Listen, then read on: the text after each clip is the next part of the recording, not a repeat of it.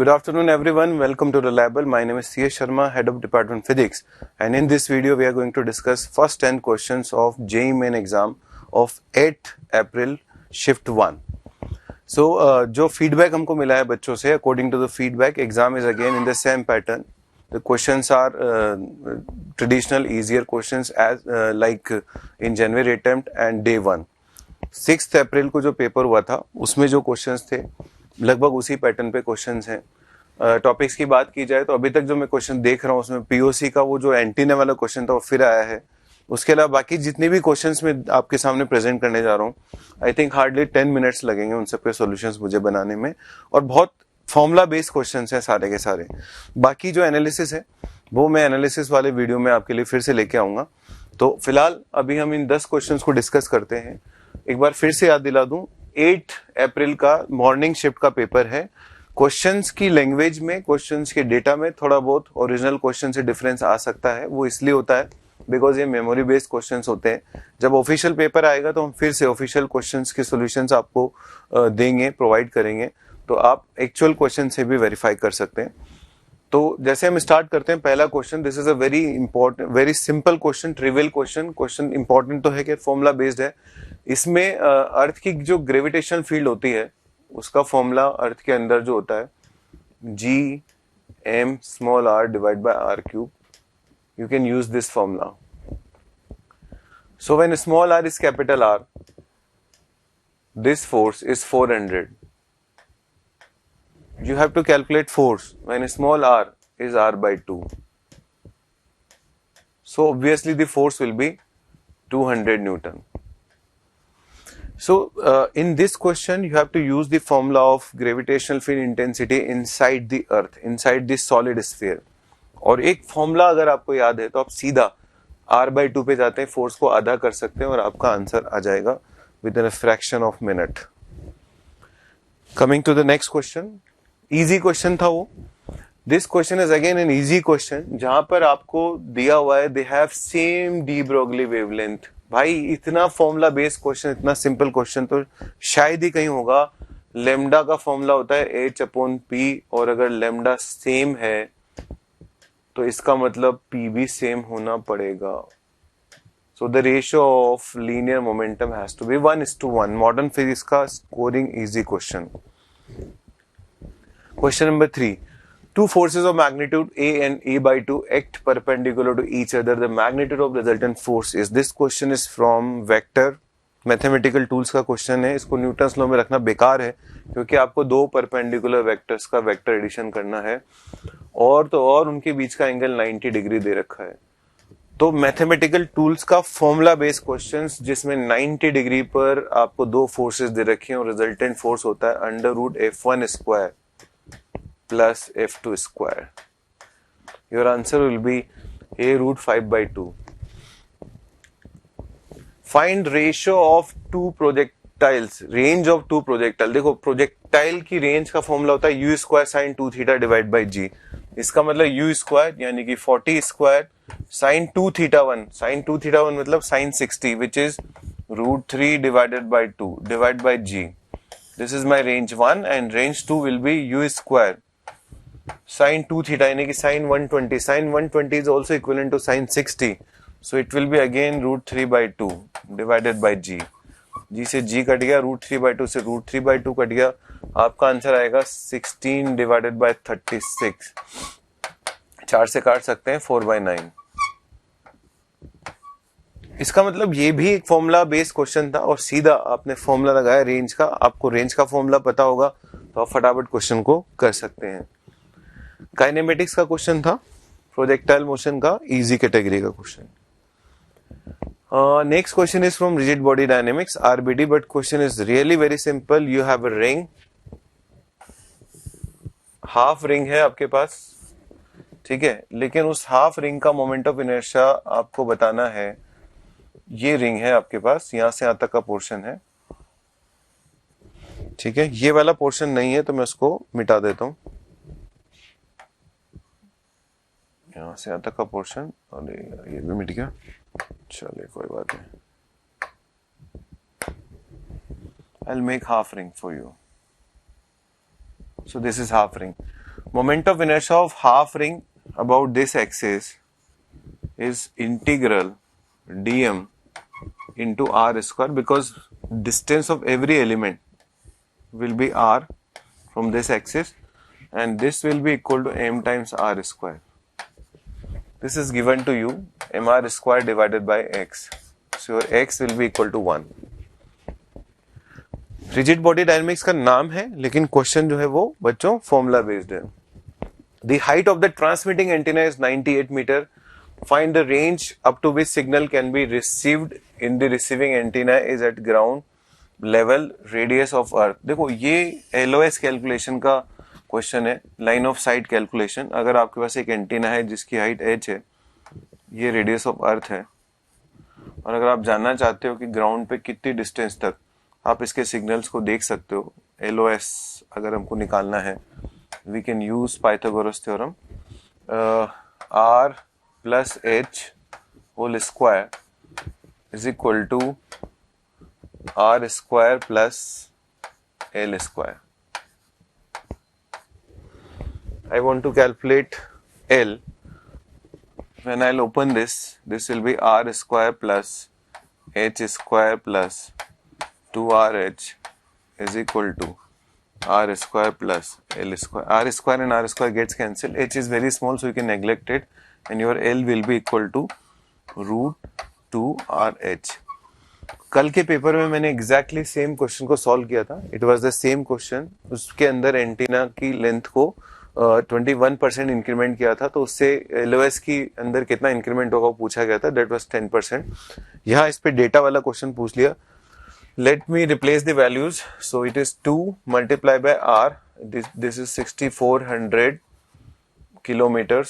So 6400 into 1000 multiply by g not g multiply by h which is 98.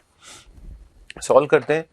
यहां से 8 बाहर आ जाएगा, एक 2 बाहर आ जाएगा, एक 7 बाहर आ जाएगा.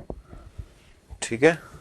अलोंग विद दैट एक 100 बाहर आ जाएगा, और उसके बाद स्क्वायर रूट के अंदर बचेगा 10.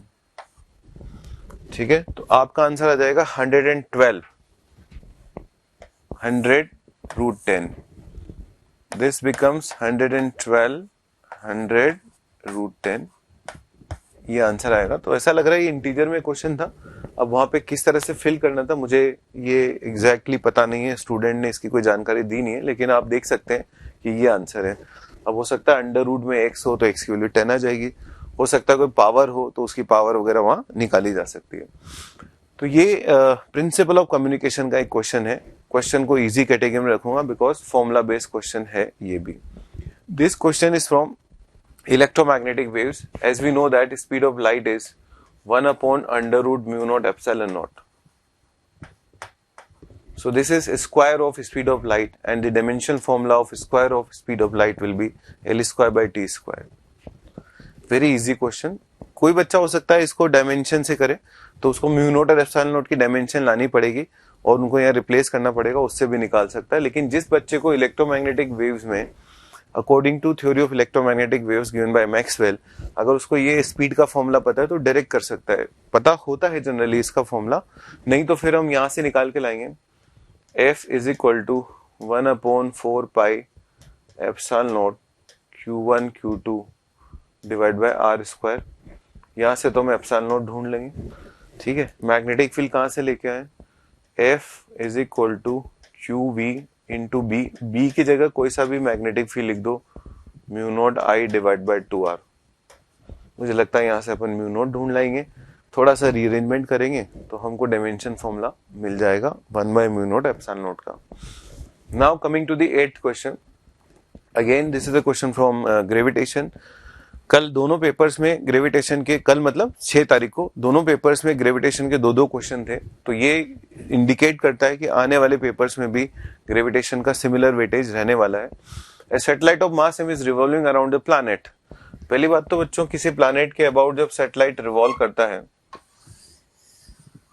तो उसकी पोटेंशियल एनर्जी का फॉर्मूला क्या होता होगा उसकी बात करते हैं. वो होता है -g mass of planet mass of satellite divide by small r, where small r is the distance of that satellite from center of planet. How to calculate kinetic energy? We can equate centripetal force G small m capital M R square by mv square divided by r, and we can find out half mv square, which comes out to be G capital M small m divided by 2r. So this is the kinetic energy. And if you talk about total energy, space थोड़ा कम है, I am writing here. If you talk about total energy, then total energy is summation of both, which is minus G capital M small m divided by 2 times R. So few things we can conclude from here. Total energy is half of potential energy. Total energy is half of potential energy. The second thing is total energy, mode of total energy is also equal to kinetic energy. देखो आप total energy के ऊपर mode लगा देंगे तो kinetic energy के बराबर आ जाएगा. टोटल एनर्जी जो है पोटेंशियल एनर्जी का एग्जैक्टली हाफ है. अब ऑप्शन चेक करते हैं. Statement 1, total energy of satellite is E and its potential energy is E by 2. तो पोटेंशियल एनर्जी E by 2 नहीं है, पोटेंशियल एनर्जी एक्चुअली 2E है. अगर टोटल एनर्जी E है तो पोटेंशियल एनर्जी क्या है 2E. तो पहला स्टेटमेंट गलत है. Total energy of satellite is E and its kinetic energy is 2E. दूसरा भी गलत है. If total energy is E then kinetic energy has to be mod E. तो ये ग्रेविटेशन का एक इजी सा क्वेश्चन है और ये ही कॉन्सेप्ट हम लोग हाइड्रोजन के अंदर बोर मॉडल में भी इस्तेमाल करते हैं, वहां भी ये बात लागू होती है. तो ये बहुत कॉमन सी चीज थी, मतलब किसी भी स्टूडेंट को इसको मेरे ख्याल से इस बात का जवाब देने में दिक्कत नहीं होनी चाहिए. इजी टू मॉडरेट कैटेगरी में क्वेश्चन को रख सकते हैं. Which of the following graph is correct variation for electric field? देखो electric field small R less than capital R पे जो इलेक्ट्रिक फील्ड होता है उसका वैल्यू होता है K Q small R divide by R cube. So inside the sphere it is proportional to small R, and when small r is more than equal to capital R, electric field is equal to kq divided by small r. Again a formula based question where the electric field varies linearly inside the sphere and outside it is 1 by r square. So ये तो direct आप देखते ही जवाब दे सकते थे. Electrostatics का बहुत simple fundamental सा क्वेश्चन. मेरे वीडियो का लास्ट क्वेश्चन, इसके बाद के क्वेश्चन हमारे फिजिक्स डिपार्टमेंट की टीम आपके सामने लेकर के आएगी और मैं लेकर के आऊंगा उसके बाद आपके सामने इस पेपर का पूरा एनालिसिस. सारी बारीकियां इस पेपर से जुड़ी जो आपके लिए काम की बारीकियां हो सकती है. I want to calculate force at t is equal to 1 second. So first of all, I have to calculate acceleration at t equal to 1 second, which is 2 I cap plus 3 j cap. So if I want to calculate force will be mass, which is half kg multiplied by 2 I cap plus 3 j cap, and my force will be 1 I cap plus 1.5 j cap. So just a moment. T equal to 1 second. If a particle of mass 500 grams moving with velocity this, where t the value of force at t equal to 1 second, this is 1.5. There must be some error here because according to me this answer is 1.5. यहाँ पे 3 answer दे रखा है ना. एक बार फिर से check कर लेते हैं. मास is half K G, okay, and acceleration is differentiation of this which is 2 i cap plus 3 j cap. Perfect है. अगर यही डेटा है तो आंसर होगा 1.5. ठीक है. और मुझे ऐसा लगता है कि शायद यहाँ पे ना 1/2 का फैक्टर आना चाहिए, तब आपका आंसर आएगा 3. इस केस में आंसर आएगा 1.5. बट मेरे ख्याल से आप समझ रहे हैं, जिन बच्चों ने भी एग्जाम दिया होगा, यदि डेटा एग्जैक्टली ये है तो दिस इज 1.5. यदि यहाँ पे 1/2 का फैक्टर है तो आंसर विल बी 3. तो बच्चों ये 10 क्वेश्चंस थे और आप देख सकते हैं कि शायद इन 10 क्वेश्चंस को सॉल्व करने में मुझे 10 मिनट का समय भी नहीं लगा, जहां मुझे आपको सॉल्यूशन समझाना था. एज ए स्टूडेंट अगर मुझे इन क्वेश्चंस को सॉल्व करना हो तो शायद 5 से 7 मिनट में इनको सॉल्व कर सकता हूं, बिकॉज इनमें से ज्यादातर क्वेश्चन फॉर्मूला बेस्ड थे. तो आई होप कि आपका स्कोर अच्छा रहा होगा. और जो बच्चे मंडे, ट्यूसडे और उसके आगे आने वाले समय में जेईई मेन एग्जाम देंगे, मुझे उम्मीद है कि उनको इन क्वेश्चंस को देख के थोड़ा सा अंदाजा मिल रहा होगा कि इस तरह की स्ट्रेटेजी उनको अपने आने वाले पेपर में रखनी है. Thank you very much. Best of luck.